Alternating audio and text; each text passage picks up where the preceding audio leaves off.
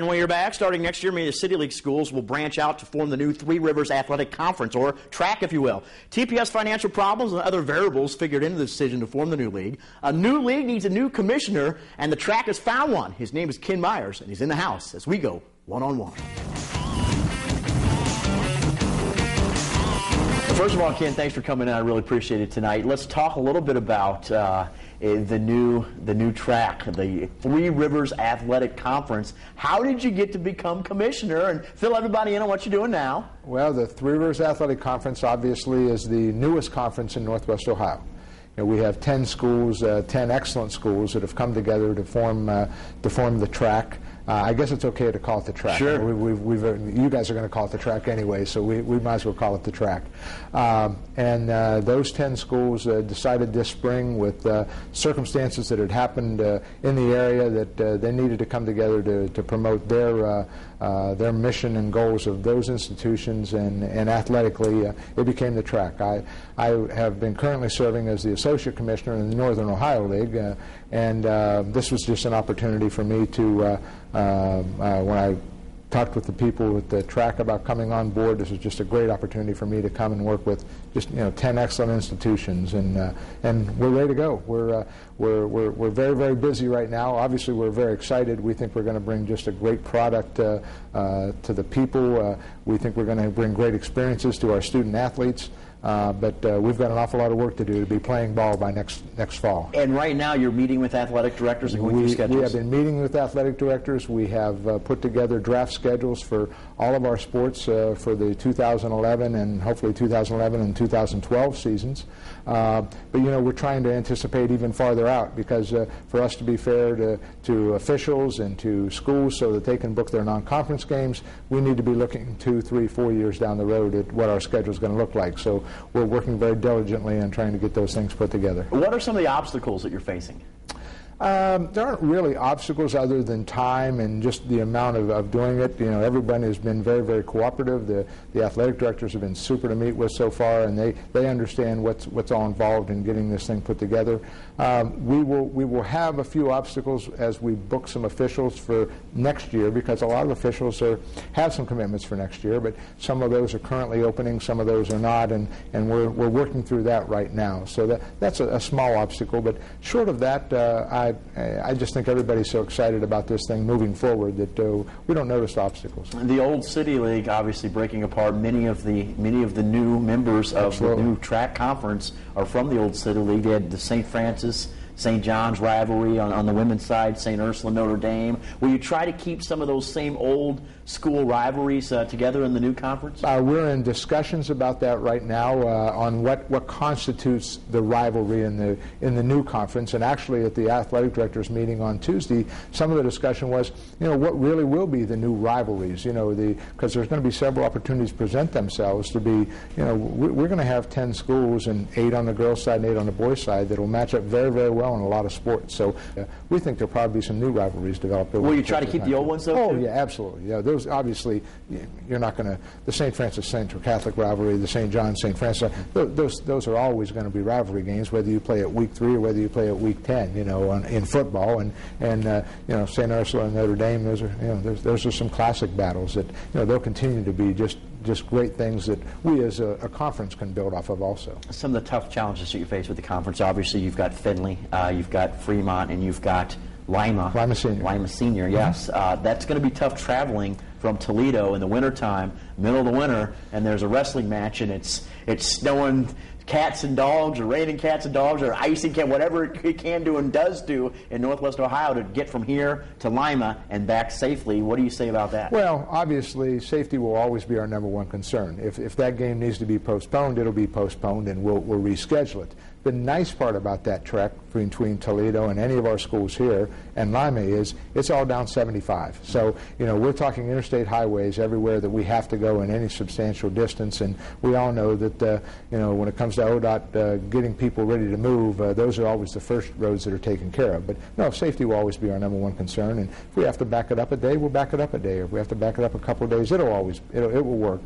And we've looked at the distance, and I know the athletic directors have contemplated that in some of the scheduling, and it just works. How exciting is it for you to be able to build a league from the ground up? I mean, this is quite a challenge, I guess. Well, it is very exciting. Obviously, if I didn't think it was exciting, I sure wouldn't have thrown my hat in the ring to be involved in this. They're just the people involved in this have just been excellent. There are a lot of quality people at those 10 schools. Ken, I appreciate you coming in. It's going to be exciting. You're starting next fall. We're going to play games in 2011, 2012, absolutely. We'll do it regardless. Well, thanks for coming in. Best of luck in your endeavor. It's going to be fun. Football can be a lot of fun, but it's not just for those that play it on the field, like Rychnovsky. Ooh, I'm out of frame. Better come back here. Here I am. There I am. At Whitmer High School, Cameron Engel and Brian Scorridge are busy behind the scenes, making sure every big play is recorded on tape. This job is not easy. Trust me, I do it just about every day, so why not take the Fox Challenge?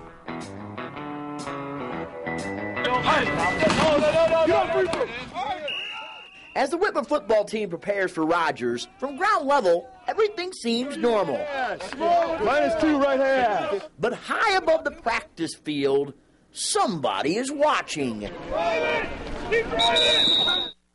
Are you sure you're not a spy for Rogers? No, I'm sure. I've been part of Whitmer for the 2 years I've gone to the school, and I've been here every practice.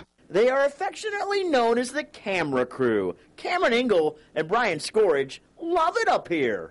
It's different, you gotta go by a schedule, and you gotta, you get to have a different experience, You get to go through different places where other people can't, like behind the scenes, I guess you could say.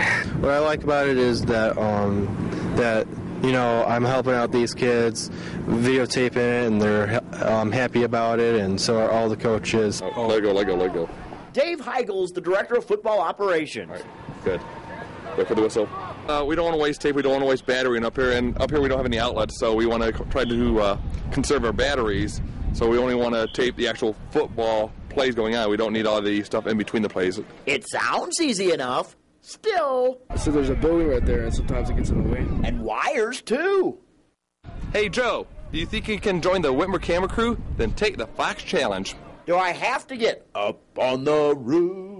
We had to come through the building and up a small ladder and climb up over a wall over there to get up here. You're kidding, right? Oh, man. I can't even get up on this roof. Ugh.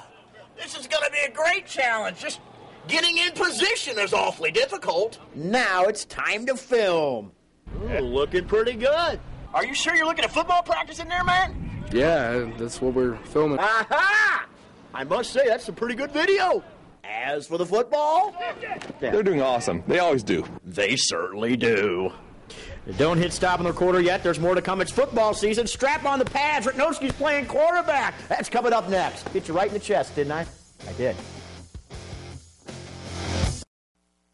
It's football season. Nobody covers the flying pigskin like the crew here at Fox Toledo in hardcore football. From kickoff to the final whistle, whether it's high school, college, or perhaps the pros, or even Powder Puff. And upon further review.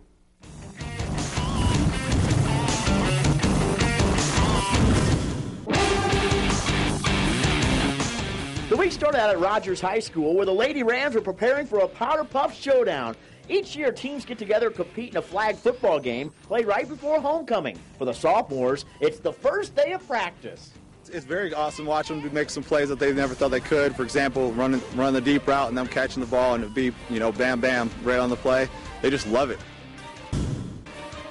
On Tuesday, the defending City League champs, the Whitmer Panthers, are practicing on grass this week as they prepare to take on the Rogers Rams Friday night. Whitmer is coming off a 69-0 Week 3 victory over Fostoria, but expects a tough battle against Rogers. Well, I'll tell you, there's not a lot of teams after us that are going to beat Rogers. We have an opportunity. They're really athletic. I'll tell you, they come and they hit you. Just a super team. That it's a tough City League opener, but that's the hand you're dealt, and hopefully we get the best of them. Yep. Every one of us in the City League wants to win that last City League championship. That's going to be a special one. It's a great conference, and we want to go out on top. On Wednesday, former Liberty Benton standout Aaron Kraft is in the news, sort of. The NCAA is checking out Tennessee head coach Bruce Pearl for apparently lying to investigators. Pearl told the NCAA that he never brought recruits into his home during an unofficial visit. But there's a picture of Aaron Kraft in the coach's home during one of these visits, which would be a violation. pro admitted that he had made some serious mistakes. Fox Toledo has learned, though, the Buckeyes have assured Kraft that he is completely safe from anything the NCAA finds because it's on the coaches to know the recruiting limitations.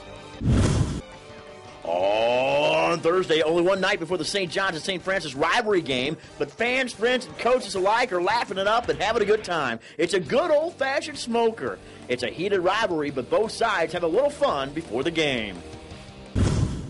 And on Friday, it's game day. St. John's taking on St. Francis down the Doit. This one all Titans. First quarter, Kent Kern, he's off to the races. It's a 69-yard touchdown run, and there he goes. And the scoring parade is just beginning for Titans fans. Later, Cheatham Norrell's over-the-shoulder catch from Brogan Roback. St. John's puts 42 points on the board and beats St. Francis 42-10. It all starts with the offensive line, and, we've got some really good skill players on our team, and, we executed. We had a good game plan, we thought, coming in, and the kids had a good week of practice, which helps these seniors make sure that everybody stays focused, so that's been great for us so far. More high school football, NLL style. Southview taking on Anthony Wayne. A huge game for Denard Pinckney. 96 yards rushing, over 100 yards passing. Southview rolls past AW. 34-0 your final.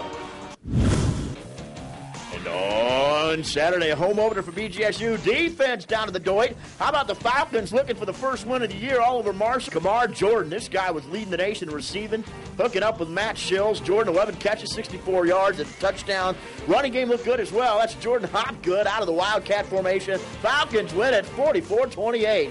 UT a winner at Western Michigan as well out in Kalamazoo. 37-24 your final. And that's upon further review. Our final break is upon us. When we come back, we're looking for touchdown dances out at Rogers High School. Stay with us. That's next. And finally tonight, I just love this story. Football isn't just for guys. Each year, several schools put together flag football or powder puff team for the ladies. And some of these women are pretty good. Case in point, the sophomore class at Rogers High School.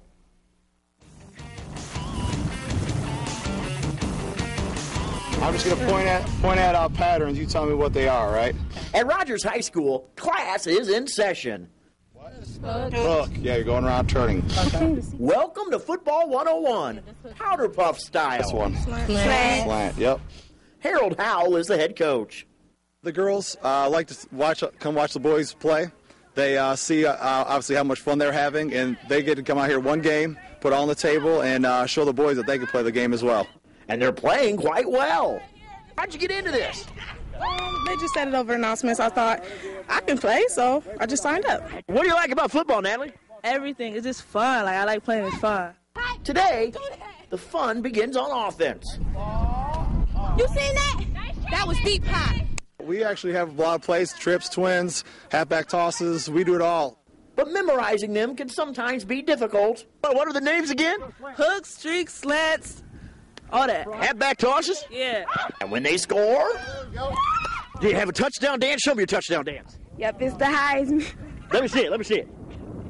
And Brianna West? Pass complete. You get one more pass and you're in. So you dance after every completion? Yep. I got a lot of dances. Let me see you another one. I'm tired. I'm out of breath. Where's another dance? Still, the main goal? I have a feeling we'll get the championship this year, and definitely upset the juniors in the finals after we knock out the seniors. But if they don't, it's very awesome watching them make some plays that they never thought they could. For example, run the deep route and them catching the ball and it be, bam, bam, right on the play. They just love it. All righty, that's the recap. I'm Rychnovsky. Here's my touchdown dance. We'll see you back here tomorrow night. Thanks for watching, my friends. So long.